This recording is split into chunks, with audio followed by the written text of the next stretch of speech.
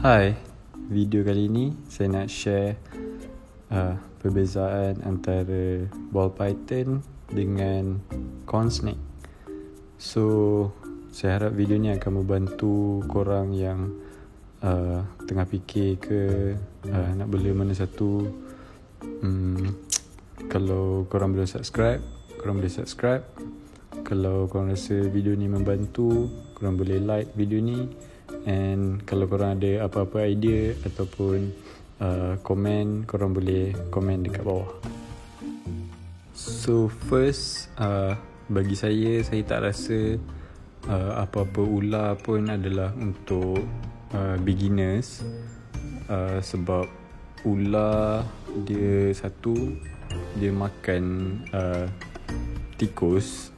So kadang-kadang sebabkan pemakanan dia tak sesuai lah untuk semua orang. So saya harap korang boleh tengok video ni sampai habis. Okay, kita start dengan ball python. Ball python ni dia dapat nama dia daripada defensive mechanism dia, ataupun cara dia lindung diri dia. Dia akan buat bola macam ni, macam yang korang boleh tengok ni. Dia akan lindung kepala dia daripada terdedah. So dapatlah nama dia ball python. And ball python ni pun berasal daripada Afrika and dekat kawasan yang tropical. So setup ball python, saya recommend korang guna anything yang sama panjang dengan ular korang. So sekarang ni ball python saya dia dalam 2 kaki panjang. So saya guna aquarium size 2 kaki ni lah buat masa sekarang ni. Bila dia membesar lagi, kita akan tukar lagi lah. So dalam masa 2-3 bulan lagi saya akan tukar ke aquarium 3 kaki ataupun 4 kaki lah. So ball python ni maksimum dia boleh pergi 5 ke 6 kaki. Kalau jantan kecil sikit, maybe 3 ke 4 kaki ataupun 5 kaki lah maksimum. Selalunya kalau ball python yang jantan, sebabkan body dia lebih kecil, so dia boleh dikatakan semi-arboreal lah. Ball python ni pun sebenarnya semi-arboreal, tapi kebanyakan masanya dia akan duduk dekat kawasan yang bawah lah, kawasan yang rata. Sebab dia adalah haiwan yang body mass dia berat. So haiwan yang berbadan berat. Kalau yang jantan dia lebih ringan, so dia lebih cenderung untuk panjat-panjat lah. Sama dengan spesies ular-ular lain, ball python ni pun dia tak makan setiap hari. Dia kalau umur sekarang ni dia makan seminggu sekali. Dan dia baby dia akan makan 5 hari sekali. Lepas tu dia akan bila dia lebih besar, dia akan makan 7 hari sekali, 10 hari sekali, 14 hari sekali. And ball python ni pula dia sangat-sangat terkenal dengan memilih makan. So itu pun korang kena take note. Sebab kadang-kadang ball python korang dia biasa makan mice, dia tak nak makan rat. So korang kena maybe korang kena campur-campur ke, korang bagi pinky rat and then korang bagi mice, pinky rat mice. So dia tak terbiasa dengan satu jenis makanan lah. And ball python ni pula pun selalu juga berpuasa. Dia berpuasa tu kadang-kadang bukan sebab dia sakit atau apa. Kadang-kadang sebab dia tak lapar pun. So dia tak nak makan. So dia just tak nak makan. Dia boleh pergi sampai sebulan tak makan, hingga ke setahun lebih tak makan pun. Korang tak perlu risau sebenarnya. Apa yang korang perlu risau, berat badan dia. Kalau korang perasan berat badan dia menurun, korang patut check lah kot dia ada sakit ke. Tapi selalunya kalau berat badan dia menurun, kalau korang offer dia makan, selalunya dia akan makannya kalau dia sihat.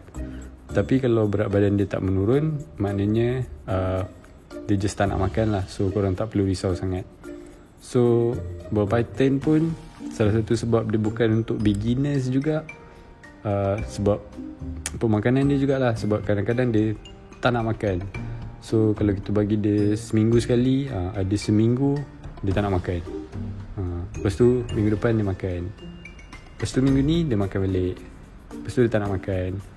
So itu pun korang kena take note. So inilah pasal ball python. And next kita akan ke corn snake. Untuk setup corn snake, korang tak perlu besar macam ball python. Walaupun sebenarnya kalau korang setup sama besar dengan ball python sebenarnya lagi bagus. Tapi make sure korang letak banyak benda lah dalam tu, so dia tak terlalu terbuka. Sebab kalau terlalu terbuka, korang akan membuatkan dia nervous. And kalau besar tapi tak ada apa-apa pun boring je kan. So korang sediakanlah tempat-tempat ni. And corn snake pun dia takkan sebesar dan seberat ball python. So korang boleh sediakan juga tempat-tempat yang dia nak panjat ni. And antara ball python dengan corn snake, dia akan lebih menggunakan benda-benda yang korang letak ni lah. So lebih menarik untuk tengok. Sebab corn snake adalah spesies colubrid yang terkenal dengan sikap dia yang kuat makan and aktif. So corn snake dia akan lebih aktif and dia akan lebih menggunakan segala enrichment yang korang sediakan lah. Disebabkan corn snake ni dia kecil, walaupun dia memanjang, korang tak perlu beli makan yang besar sangat. Bermaksud makanan dorang akan lebih murah. Sebab korang just akan start off dengan pinky, and then korang start off dengan fuzzy. Dia takkan pergi besar. So silap-silap korang tak perlu beli rat pun. Korang just bagi dia mice. Sebab mice lebih kecil daripada rat. So kita akan bezakan side by side corn snake dengan ball python. Dari segi panjang sebenarnya saya rasa panjang diorang sama. So dari segi panjang memang tak ada beza. So sebenarnya korang boleh menggunakan size enclosure yang sama lah. Cuma dari segi ketebalan dia dengan berat dia, ball python lebih berat lah. And macam yang korang boleh tengok pun, corn snake lebih reaktif. Sebabkan dia aktif, dia akan lebih interaktif lah. So dia akan lebih pick up bila dia tengok tangan korang dia nak panjat. Lepas tu kalau dalam dia punya enclosure pun korang boleh tengok dia beraktiviti lah. So maknanya dia tak duduk diam je. Dia panjat-panjat branch tu, dia keluar masuk height dia. Kalau ball python macam ni lah, dia seketul macam tu, relax je. Korang tengok movie pun dia seketul macam tu. Tapi tengok ular korang macam mana juga. Sebab setiap ular, tak kisahlah ball python ataupun corn snake, setiap daripada diorang tu mesti perangai yang berbeza-beza. So ball python saya takkan sama dengan ball python korang. Corn snake saya takkan sama dengan corn snake korang lah. So korang kena pandai tengok body language ular-ular korang lah. Di segi morph ataupun colour diorang memang banyak. Sebab kedua-dua spesies ni sangat popular dalam industri haiwan peliharaan ni. So korang just boleh pilih je colour apa yang korang nak. Ada hitam, putih, pink, semua ada. Dari segi harga lebih kurang, ball python yang paling mahal pun boleh sampai beribu, and corn snake yang paling mahal pun boleh sampai beribu. Untuk yang basic dua-dua sama, 250 ke 300 lah. So tak mahal sangat. Tak macam korang beli British Shorthair ke kucing Persian ke, mahal kan. So kalau nak bela haiwan eksotik ni sebenarnya tak adalah mahal sangat. Tapi saya tak recommend korang untuk bela ular as a first haiwan eksotik korang. Sebab korang perlu banyak lagi research untuk bela apa-apa haiwan eksotik pun sebenarnya. So saya tak recommend korang bela ular untuk pertama kali lah, untuk haiwan peliharaan korang yang pertama kali. So kalau ikut saya recommend korang untuk bela dua-dua sekali.